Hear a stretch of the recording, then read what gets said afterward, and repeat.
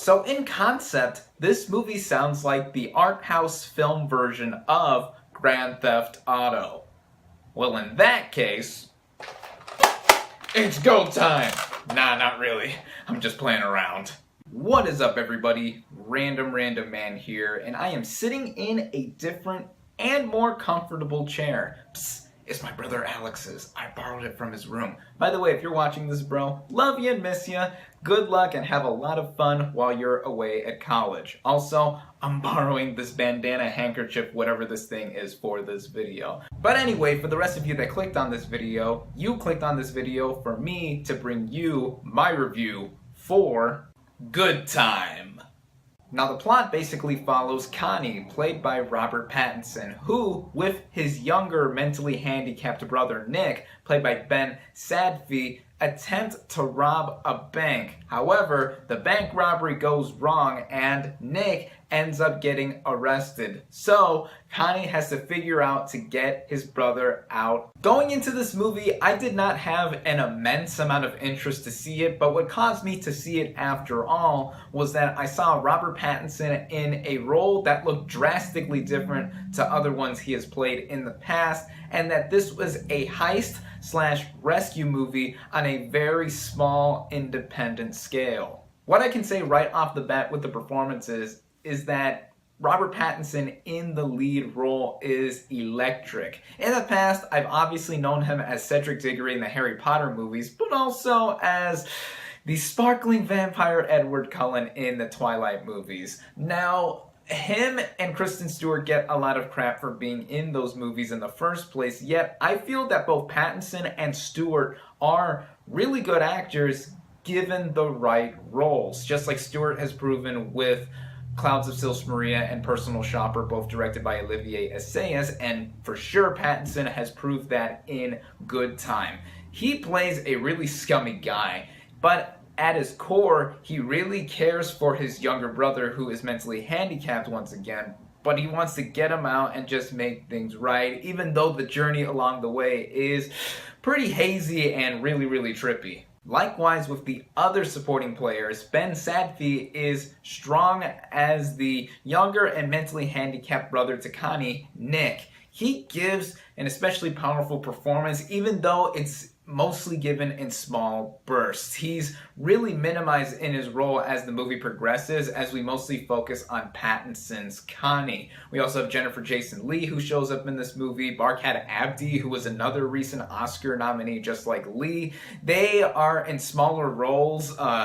Jennifer Jason Leigh in particular is only in this film for one or two scenes with Pattinson, but I think they do fine jobs. We also have Buddy Duress as another person I do not want to give away who does show up in the film and interacts with Pattinson. Then the last notable player in this film is Talia Webster as the 16-year-old girl that Pattinson's character runs into and spends quite a bit of time with. Pattinson runs into a bunch of people throughout this film as Connie, yet with Webster's character specifically, the way that she bounces off of Pattinson in a smaller role, just like the other supporting players, was especially superb given the context that all of this is happening in. Everyone in this film, especially Pattinson, giving one of his best performances of his career, they all do fantastic jobs. The writing and direction, for that matter, in this film is very interesting to see from the get-go. This film is co-directed by Ben Sadfi, who plays Nick in this film once again, but is also co-directed by his brother Josh Sadfi, who in turn also co-wrote the screenplay. This film very much sets itself up to be a bank robbery gone wrong, but then turn into a crime drama /chase /thriller film that goes all over the place, with Robert Pattinson's character literally running all over New York to try and get his brother out of custody. That in itself sounds like this movie is very frantic in execution, and when the bank robbery does go wrong and Pattinson's Connie has to try to figure out a way to get all of this done so that Nick is safe, But what this movie does is takes our expectations and subverts them into something that is unconventional for us to watch transpire. That's what makes the writing in this film really ambitious and admirable. Somewhere I read that this movie is like watching the 5-star wanted level in Grand Theft Auto play out on screen, with Pattinson's Connie running everywhere trying to avoid the cops, and he gets into more and more dirty areas.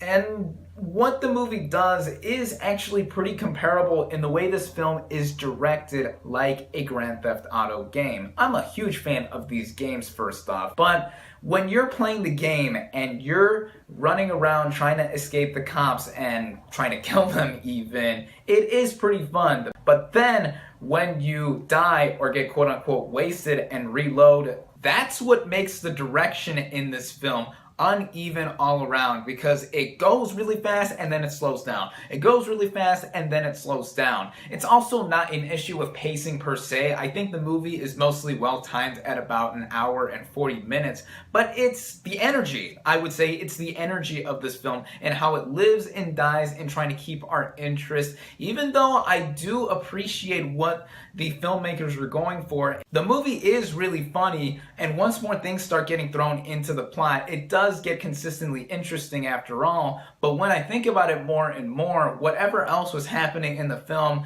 kind of made it feel like the writers had little to no idea of how to keep the movie progressing, because once it reaches its end, it limps to try to conclude itself, especially during the final 5 minutes of this movie. It's almost as if the conclusion was inevitable, and in the back of my mind throughout, I knew that this would happen. And at that point in the film, during its last moments, what it's leaving the audience on by the end, the movie felt like it screeched to a halt at its very hardest. It was rushed, but also didn't feel like it was well timed, as it came kind of out of nowhere, pretty random in where the movie even concludes. But movies don't always ride themselves on how they end. It's about the journey getting there for many of them. And for Good Time specifically, it is pretty entertaining to watch throughout. It's again unconventional, but I couldn't help but not look away at the screen because I was invested in seeing what I was looking at overall. Plus, this movie on a technical scale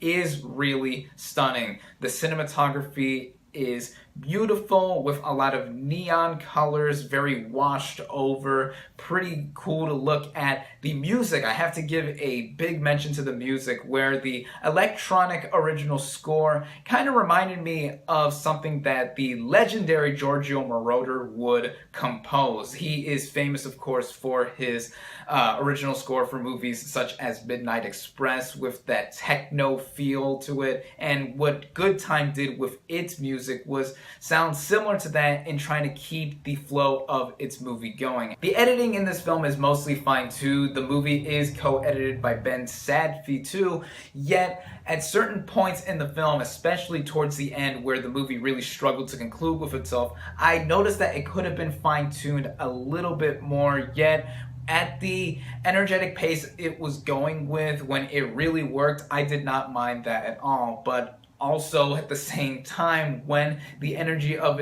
this film slowed down and didn't play up itself enough for me to get fully invested, it was noticeable and detrimental to the film. All in all, this is a movie I admire for having a lot of potential in what it was going for, defying genre expectations and giving us something that is almost a surreal experience to watch. But the way the narrative flow of this film was sloppy in execution, especially during some of the downtime of this film, and the way it struggled to conclude itself hindered my enjoyment of the film overall. Yet I see a lot of things about this film to enjoy. Critics especially are raving about this film for it being not your typical crime drama film, and I do see that greatness in the film for sure. Yet for me, I didn't necessarily think it was a good time per se, but more of an okay time. If you're looking for a crime drama slash thriller slash chase film that is different in its flair and the way it goes about itself with its execution, this movie will definitely interest you given an open mind to it. You will be treated to some excellent technical merits though, for sure. For all this, I cautiously recommend it. My final verdict for Good Time is 3 out of 5 stars. Thank you all, as always, for watching. Be sure to like this video, comment on what you thought of Good Time, subscribe to my channel for more, and I'll catch you on the next movie review.